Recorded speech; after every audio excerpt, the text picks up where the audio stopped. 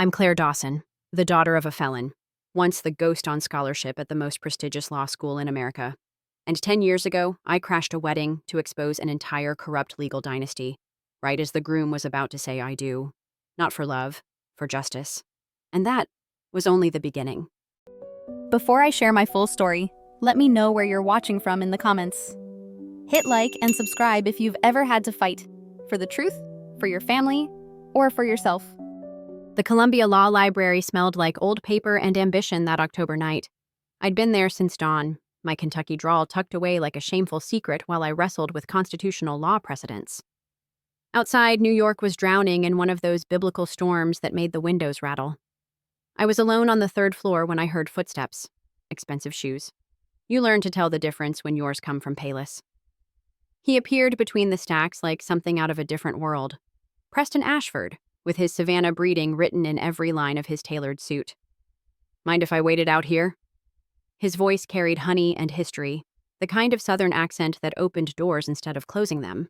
I shrugged, turning back to my casebook. But he sat down across from me, pulling out his own materials. Constitutional law. Same class, different worlds. "You're Claire Dawson," he said after a while. Not a question. You destroyed Professor Whitman's argument about corporate personhood last week. I looked up, surprised. Preston Ashford knew my name. The heir to Ashford and Graham, one of the South's most prestigious law firms, knew who I was.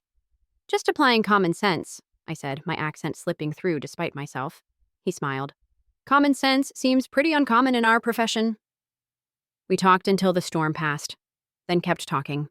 About law, about justice, about the dreams that brought us to Columbia. He wanted to reform his family's firm from within. I wanted to defend people who couldn't afford defenders. Our worlds couldn't have been more different, but in that library, with the rain hammering against 100-year-old windows, they intersected. He walked me to my dorm at 2 a.m. "Same time tomorrow?" he asked. I should have said no. Should have recognized the danger in those green eyes, in the easy way he moved through space like he owned it. But I'd spent 2 years at Columbia feeling like an imposter. And here was someone who saw me, really saw me, as more than the scholarship kid from coal country. "Sure," I said. What I didn't tell him, what I couldn't tell him, was that while his father built legal dynasties, mine was serving 25 to life in Kentucky State Penitentiary. Some secrets you bury so deep that even you forget where you put them.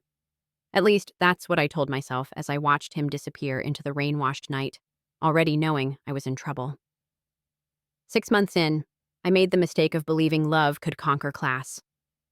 Preston would trace the calluses on my hands, evidence of the factory jobs that got me through undergrad, like they were something precious. "You're extraordinary," he'd whisper in the dark of his apartment, and I'd almost believe him. We kept it quiet at first. Not secret, exactly, but private. "Just until we figure things out," he said. I understood, or thought I did. The first crack came at a law school mixer. Preston's friends surrounded us, all trust funds and summer homes. One of them, Bradley, looked at my dress, a clearance rack find I'd thought looked professional, and smirked. "Interesting choice," he said, in that way that meant the opposite. Preston's hand found mine under the table, a comfort and a claim. But when Bradley started talking about certain people not understanding our world, Preston said nothing.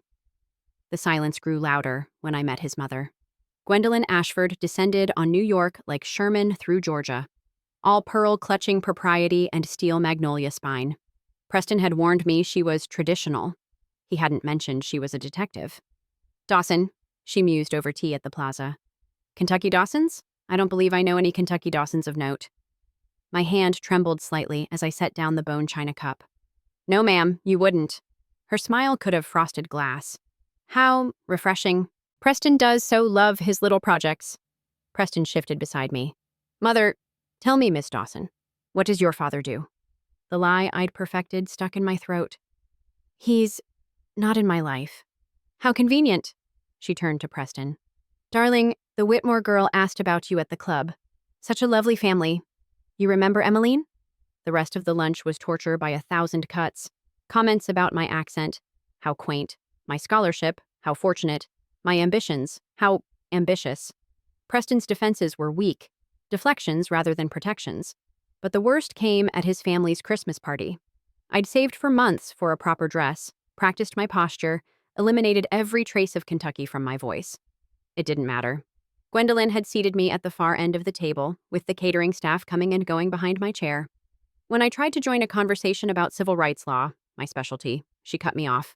"I'm sure that's all very interesting where you come from," she said, loud enough for the entire table to hear. "But we prefer to keep dinner conversation elevated." The table went silent, 20 pairs of eyes on me. And Preston, my Preston, who claimed to love me, studied his wine glass like it held the secrets of the universe. I excused myself, walked straight out of that antebellum mansion, and threw up in the boxwood hedges. Not from the humiliation, I'd swallowed worse, but from the realization that I'd let myself believe I could belong here. Preston found me an hour later, sitting on the steps of a closed coffee shop. "I'm sorry," he said. "She doesn't mean, yes, she does." I stood, my clearance rack dress wrinkled, my carefully straightened hair curling in the humidity. And you know what's worse? You agree with her. Maybe not consciously, but deep down, you think I'm a project too. That's not true. Then why didn't you defend me? Why am I your secret at every family event? Why did you hire a private investigator to look into my background? His face went white. How did you— I'm not stupid, Preston. Just poor. I threw myself into work after that. Graduated summa cum laude, turned down offers from white shoe firms to join the Labor Justice Initiative. Let Preston have his legacy. I'd build my own. The call came on a Tuesday.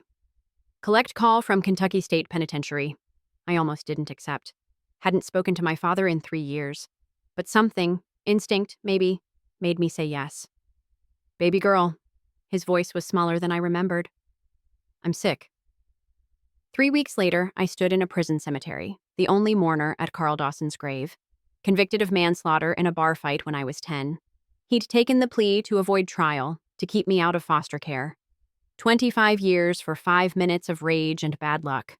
That night, I wrote an op-ed for the Times. My father, the felon, a daughter's story of America's justice system. I told everything, the poverty, the desperation, the brilliant man who made one terrible mistake, how I'd hidden him like a shameful secret even from myself. It went viral. Suddenly, I wasn't just Claire Dawson, attorney. I was Claire Dawson, advocate, the woman who spoke for the forgotten, who refused to be ashamed of where she came from. Job offers poured in. Speaking engagements, a book deal. And through it all, nothing from Preston. I heard through the legal grapevine that he'd made partner at Ashford and Graham, that he was engaged to Emmeline Whitmore, the suitable girl his mother had chosen, that he'd become everything he was supposed to become. Good, I told myself. Good riddance.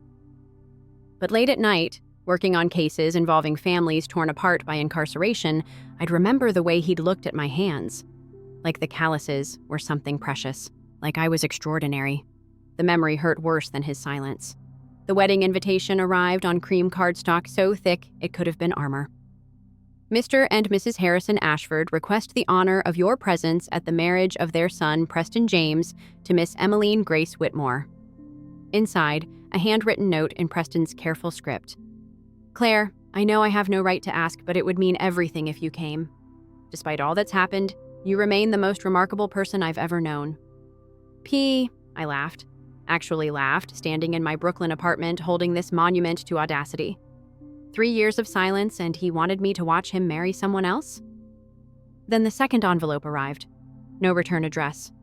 Inside, a flash drive and a note. You'll want to hear this. A friend. The recording was from a cigar bar, Preston's voice clear over the bourbon-soaked laughter of his groomsmen. Of course I loved her, he was saying. But Mother was right. Can you imagine? Claire at the club? At the firm dinners? She'd have been miserable trying to fit in. Better this way. She'll see at the wedding where she really belongs in the natural order, beneath us. My hands didn't shake, didn't throw anything. I'd learned control in rooms where showing weakness meant losing cases. But something inside me, something I'd thought Preston had killed, roared back to life.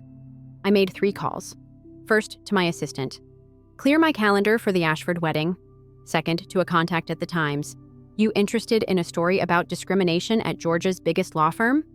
Third, to a number I'd found through careful research. Miss Whitmore, you don't know me, but we need to talk about your fiancé. Emmeline Whitmore wasn't what I'd expected. We met at a coffee shop in Soho, and instead of pearls and privilege, I found rage dressed in designer clothes. "I know who you are," she said without preamble. "I've known about you since our second date." He talks in his sleep. I stirred my coffee, processing. Then why? Because Preston Ashford destroyed someone I loved. Her manicured fingers tightened on her cup. Rebecca Chen, environmental journalist. She was investigating chemical dumping by one of Ashford and Graham's biggest clients. Preston led the legal team that didn't just discredit her. They annihilated her. Leaked photos, manufactured evidence of instability, got her fired, blacklisted, destroyed. What happened to her? She jumped off the Talmadge Bridge 6 months ago. Emmeline's voice was steady, but her eyes were wild. We'd been together since college. Secretly, of course. Couldn't have the Whitmore heiress dating a woman. The pieces clicked into place. "You're marrying him for revenge." "I was." She leaned forward. "But what if we could do more than that? What if we could bring down the whole rotten structure?" I thought about my father's grave, about every client who'd been crushed by firms like Ashford and Graham, about Preston's voice on that recording, beneath us. "What did you have in mind?" Emmeline smiled, and it was terrible and beautiful. "I've been collecting evidence for 2 years. Financial irregularities, discrimination lawsuits settled quietly, judges bought and paid for. But I needed someone who understood the law, who could make it stick." "And you think that's me?" "I know it is.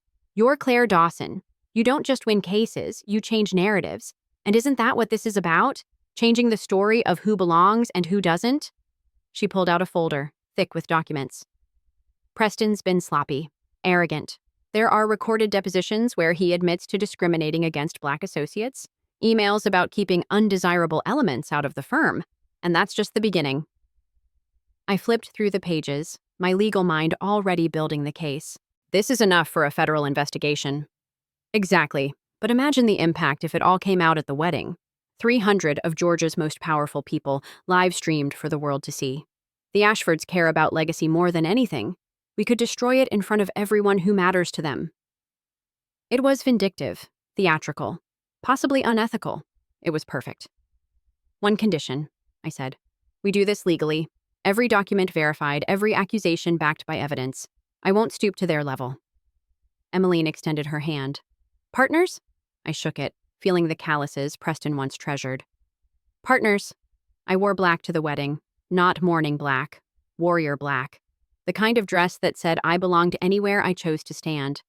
The Ashford estate sprawled across Savannah like a promise of old power. Moss-draped oaks, string quartet, air thick with jasmine and generational wealth. I counted 5 news vans hidden among the catering trucks Emmeline's doing. "Claire?" Preston materialized beside me as I signed the guest book. 3 years had sharpened him, filed away the softness I'd loved. "You came."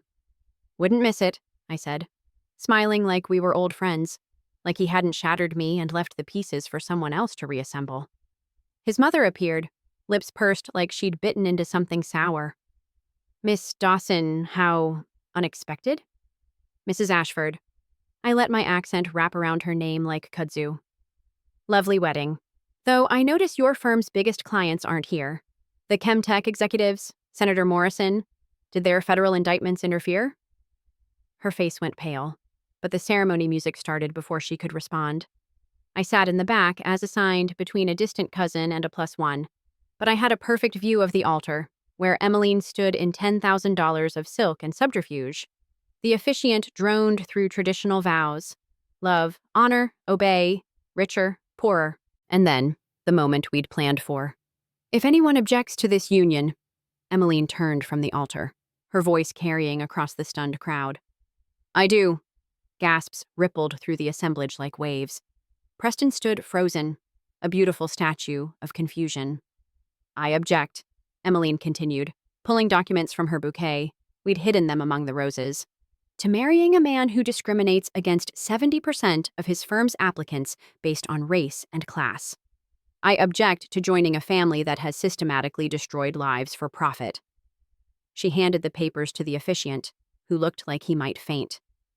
"These are filed with the Southern District of Georgia. As of this morning, Ashford and Graham is under federal investigation for civil rights violations." That's when I stood, My name is Claire Dawson, I said, my voice steady despite the hundreds of eyes on me. 3 years ago, Preston Ashford told his friends I'd understand my place at this wedding. He was right. My place is standing up for everyone the Ashfords have crushed. The news cameras were rolling now, guests frantically whispering, Gwendolyn clutching her pearls like a lifeline. I represent 47 former employees and rejected applicants of Ashford and Graham, I continued. People denied opportunities because they were Black, Latino, poor, or simply didn't fit the Ashford image of success. We filed suit this morning. Preston finally found his voice. Claire, you don't understand. I understand perfectly. I walked down the aisle toward him, past shocked faces and whispering voices. I understand that you investigate the backgrounds of people you claim to love, that you stay silent when they're humiliated, that you think some people belong beneath you. I stopped just out of reach, close enough to see the moment he realized what was happening. But here's what you never understood.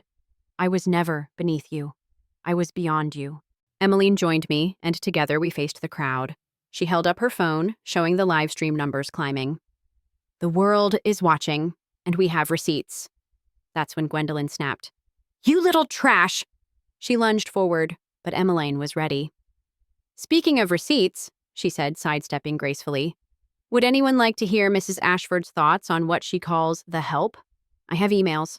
So many emails. The rest was chaos. Guests fleeing, reporters swarming, Preston standing at the altar like a king watching his kingdom burn. I almost felt sorry for him. The headlines wrote themselves, Wedding Crashers Take Down Legal Dynasty. Savannah Scandal Rocks Southern Society. The bride who said, I object. Ashford and Graham folded within 6 months.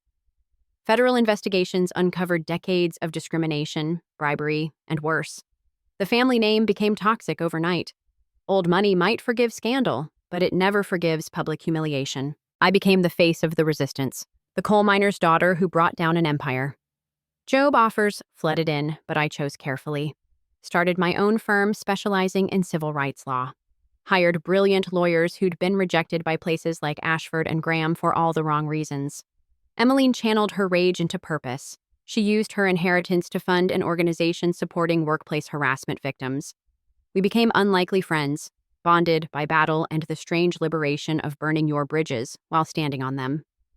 Preston vanished. His family disowned him when he refused to lie under oath, wouldn't perjure himself to save the firm. Some called it integrity arriving too late. I called it the first honest thing he'd done in years. The hate mail came, of course. Death threats from people who saw me as the destroyer of tradition. But for every poison letter, there were 10 from law students, paralegals, janitors, people who'd been told they didn't belong, finally seeing someone prove otherwise. I kept my father's picture on my desk. Some days, when the weight of being a symbol grew too heavy, I'd look at it and remember, I wasn't fighting for abstractions. I was fighting for all the brilliant people destroyed by systems that mistake pedigree for worth. 3 years passed. The firm grew. The threats faded. I bought a brownstone in Brooklyn, not because I needed to prove anything, but because I could. Because a girl from Kentucky coal country could build her own legacy. Then the letter arrived. Arizona postmark. Preston's handwriting. Claire, I know I have no right to write. No expectation of forgiveness. But I needed you to know. You were right. About everything. I've spent 3 years trying to understand how I became someone who could claim to love you while letting you be humiliated. The only answer I have is cowardice. I was a coward. I chose comfort over conscience, tradition over truth. I work at a legal aid clinic now helping undocumented families. It doesn't erase what I did, but maybe it starts to balance the scales. You said you were beyond me. You were. You are. You always will be. Preston. I read it twice, then filed it away. Not forgiveness, but acknowledgement. Some wounds don't heal. They just become part of your architecture. That night, Emmeline and I had dinner to celebrate winning our biggest case yet. A class action against discriminatory hiring practices in tech. She raised her glass. To the wedding that shook Savannah. To the women who survived it, I countered. We drank to transformation, to justice, to the beautiful destruction of everything that tried to destroy us first. Spring came early to New York that year. I was giving the commencement address at Columbia Law, standing where I'd once sat as a terrified scholarship student convinced everyone could smell the poverty on me. Justice isn't found in marble courthouses, I told the graduates. Sometimes it shows up at a wedding in a black dress. Sometimes it looks like everything falling apart so something better can be built. I talked about my father, about systems designed to exclude, about the courage required to belong to yourself when the world insists you belong nowhere. The speech went viral. Everything did these days. But what mattered were the faces in the crowd. Young lawyers who looked like America, not just its boardrooms. After the ceremony, a young woman approached. Mixed race, natural hair, nervous energy that reminded me of myself at that age. Ms. Dawson, I'm Nicolette Chen Whitmore. It took a moment to place the hyphenated name. Emmeline's daughter? Adopted daughter. She adopted me after what happened to my mom. Rebecca Chen, the journalist, Preston's first victim. I studied Nicolette's face and saw her mother's determination, Emmeline's steel. I'm starting law school here in the fall, she continued. I wanted to thank you for showing me that the law can be about more than protecting power. Coffee? I offered. I know a place. We ended up at the same table in the Columbia Library where Preston and I had met 7 years ago. But this time the conversation was about building rather than belonging, justice rather than acceptance. Emmeline says you're the reason she could adopt me, Nicolette said. That watching you refuse to be ashamed gave her courage to stop hiding who she was. We gave each other courage, I corrected. That's how change happens, not in isolation, but in alliance. As we talked, I thought about the strange geometry of justice, how Preston's cruelty had created its own undoing, how Emmeline's revenge had become Nicolette's redemption, how my father's imprisonment had led to this moment, mentoring the daughter of women who refused to break. Can I ask you something? Nicolette said as we prepared to leave. Do you ever regret it? The wedding, the publicity, all of it? I considered lying, giving her the easy answer, but she deserved truth. I regret that it was necessary, I said finally. I regret living in a world where you have to destroy something publicly to prove it was always rotten. But regret the act itself? Never. We walked out into the spring afternoon, Manhattan buzzing with possibility. At the library steps, Nicolette paused. My mom, Rebecca, she used to say that journalism was about comforting the afflicted and afflicting the comfortable. I think that's what you do with law. I smiled, remembering another idealistic law student who'd believed in justice. She'd been naive about many things, but not about that. Then let's keep afflicting, I said. Nicolette laughed, bright and unafraid, and I saw the future in her face. Not just survived, but thriving. Not just included, but leading. As she walked away, backpack bouncing, I stood on those same steps where Preston had left me in the rain years ago. But this time I wasn't waiting for anyone's validation. I wasn't trying to belong anywhere but my own skin. My phone buzzed. Another case, another chance to prove that justice sometimes wears a black dress to a wedding.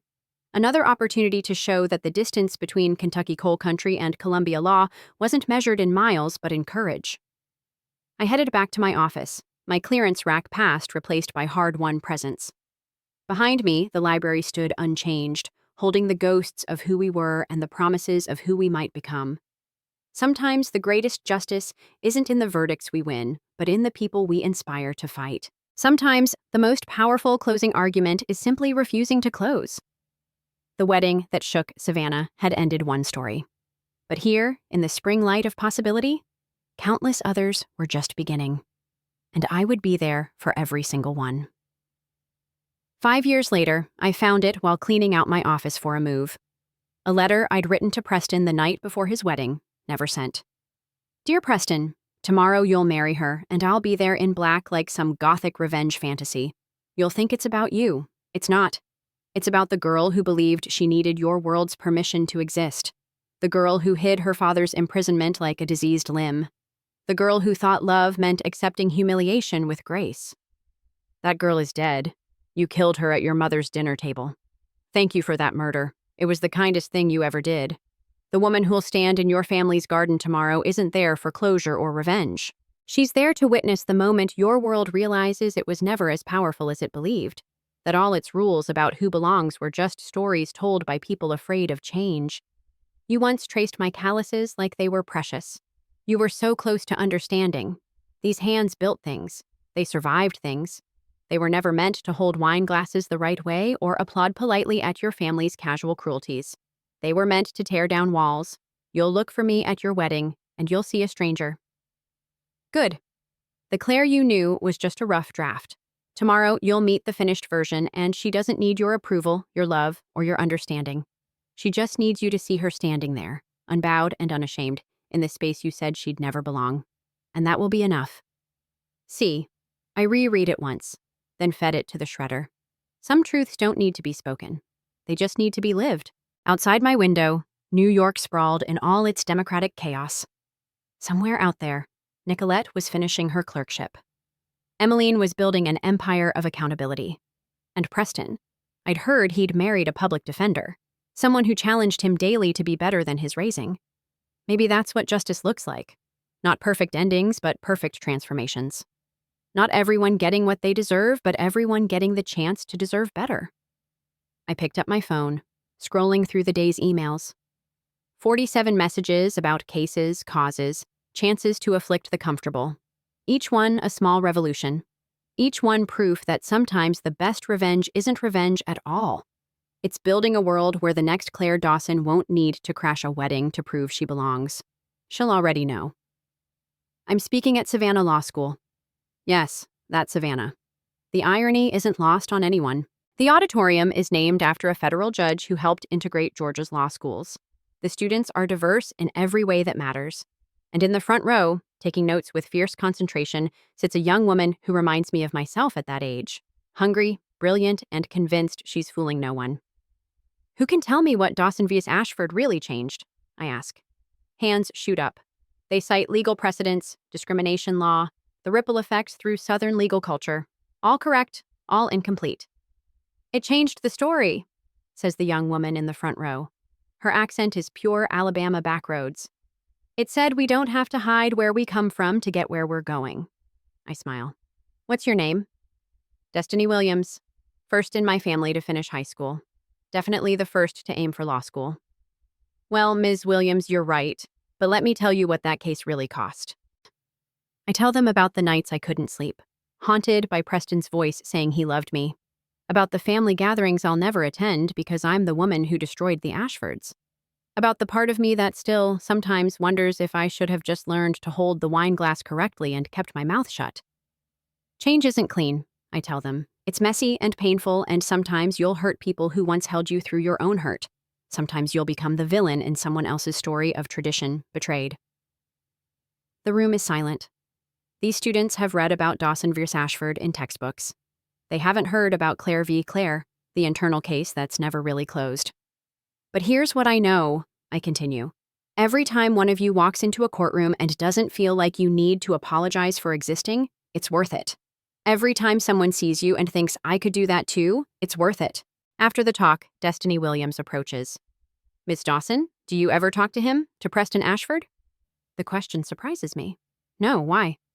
Because my cousin works at the legal aid clinic in Phoenix. Says there's this white lawyer there who tells all the new volunteers about the woman who taught him that love without courage is just another form of violence.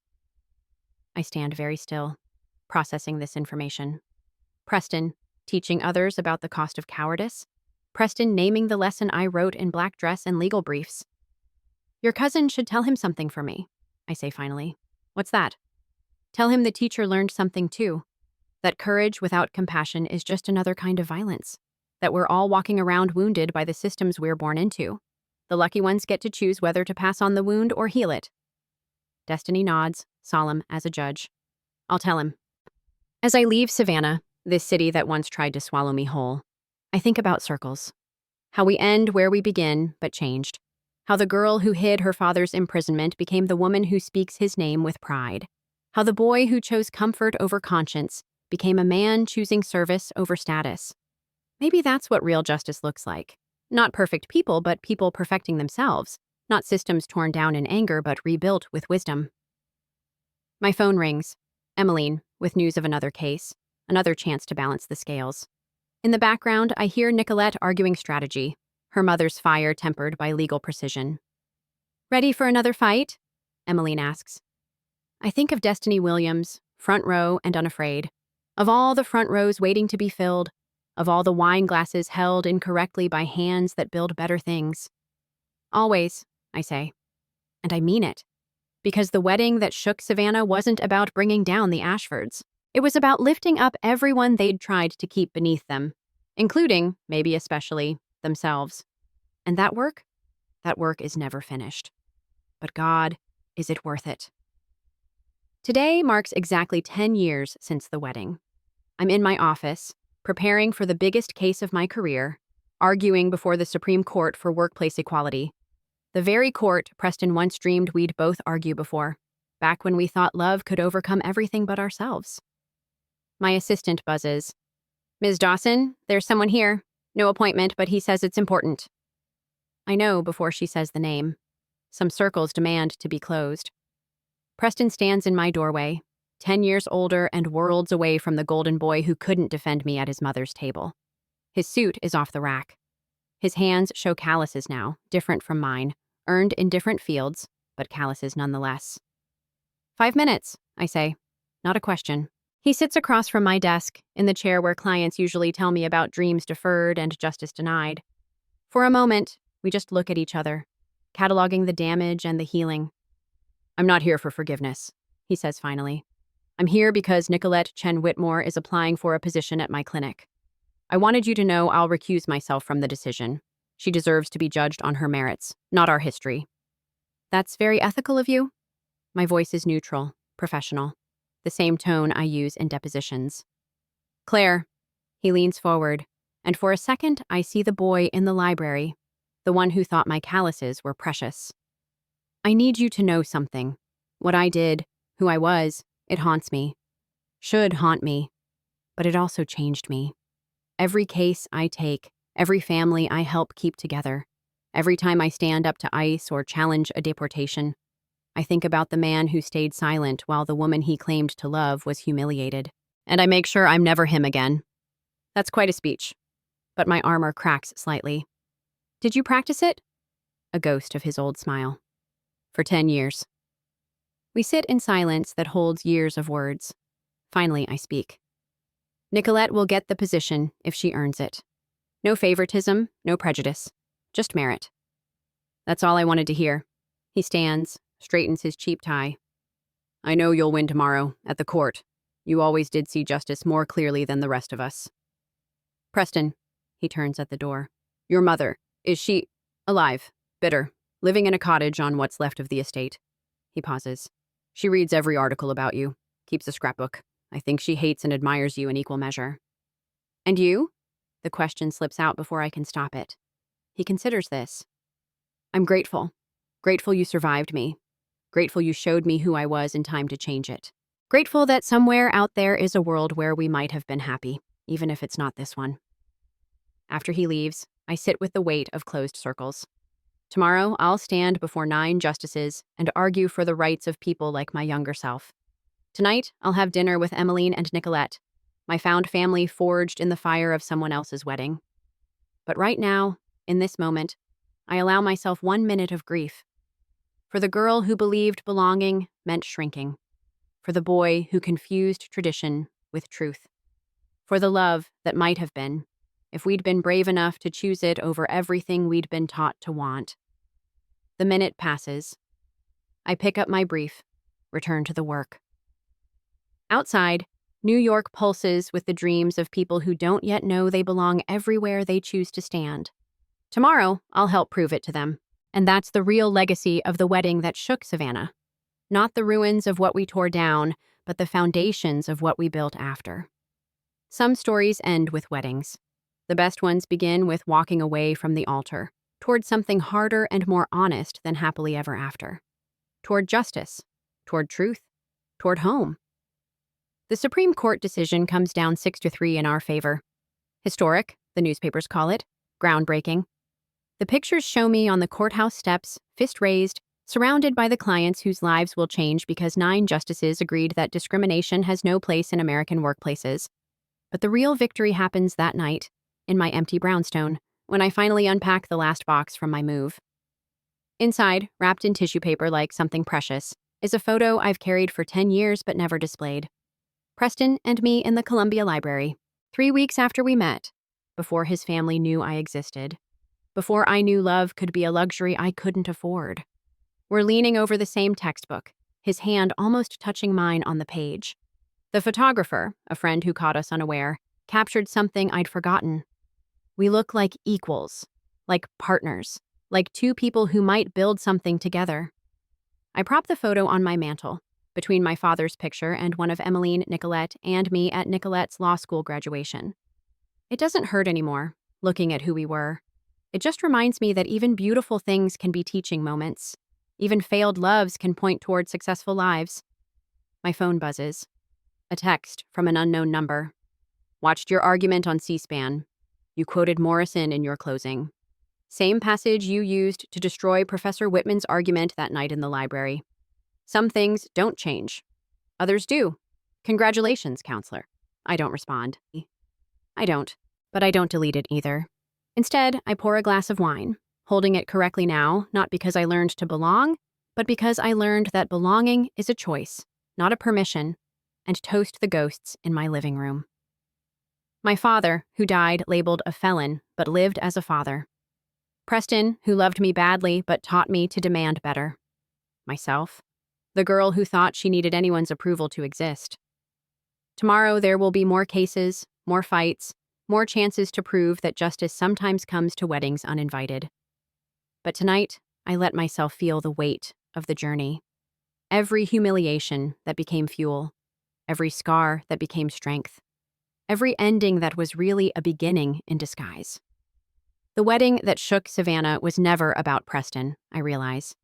It was about me finally showing up as myself in a black dress and work-worn hands, refusing to apologize for existing. It was about all of us who've been told we don't belong, finally believing we do. And we do. God, how we do. I raise my correctly held glass to the photo on the mantle, to the boy and girl who had no idea what was coming. Thank you, I whisper, for the pain that became purpose, for the love that wasn't enough, for the ending that set me free. Somewhere in Phoenix, Preston Ashford is probably preparing tomorrow's cases, fighting for families who remind him of debts he can never fully repay. Somewhere in New York, Nicolette Chen Whitmore is studying for the bar, carrying her mother's legacy forward. Somewhere in Savannah, Gwendolyn Ashford is cutting out another article about my victory, adding it to a scrapbook that tells the story of the world that was and the one being born. And here in Brooklyn, Claire Dawson, daughter of a felon, crasher of weddings, speaker of truths, finally understands that the greatest justice isn't in the battles we win, but in the person we become while fighting them. The girl in the photo would be proud. The woman in the mirror is. And that's enough. More than enough. It's everything. If you were ever taught that you don't deserve a place because of where you come from, remember this. You don't need permission to belong.